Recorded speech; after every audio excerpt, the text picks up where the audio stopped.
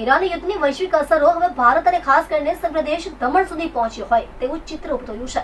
દમણમાં અચાનક રાંધણ ગેસની અછત ઊભી થઈ હોવાની અફવાઓએ ભારે ગભરાટ ફેલાયો છે, જેના પગલે ધોમધોકતા તાપમાં પણ લોકો ગેસ એજન્સીઓ અને ગોડાઉનોની બહાર લાંબી કતારો લગાવીને કલાકો સુધી ઊભા રહેવા મજબૂર બન્યા છે.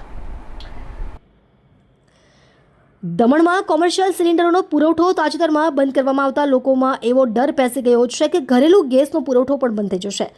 આ પેનિક બાઇંગને કારણે અફરાતફરીનો માહોલ સર્જાયો છે અને ગ્રાહકો પોતાના ટુ વ્હીલર અને સાયકલ પર ખાલી સિલિન્ડર લઈને એજન્સીઓ બહાર ઉમટી પડ્યા છે. જોકે વહીવટી તંત્ર અને ગેસ એજન્સીઓ દ્વારા સ્પષ્ટતા કરવામાં આવી છે કે શહેરમાં ઘરેલું ગેસ સિલિન્ડરનો પૂરતો જથ્થો ઉપલબ્ધ છે. ડોમેસ્ટિક ગેસ સિલિન્ડરોની હોમ ડિલિવરી અને ઓનલાઈન બુકિંગ સર્વર રાબેતા મુજબ ચાલુ જ છે, તેથી દમણવાસીઓને સહેજ પણ ગભરાવાની જરૂર નથી.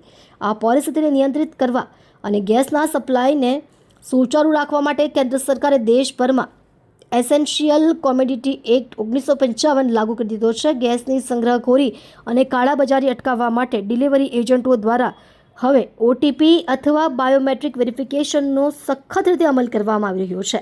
આ ઉપરાંત ભવિષ્યની કોઈ પણ સ્થિતિને પહોંચી વળવા સરકારે તમામ ઓઇલ રિફાઇનરીઓને એલપીજી ઉત્પાદન વધારવાનો આદેશ આપ્યો છે, જેના પગલે ઉત્પાદનમાં 10% વધારો પણ નોંધાયો છે.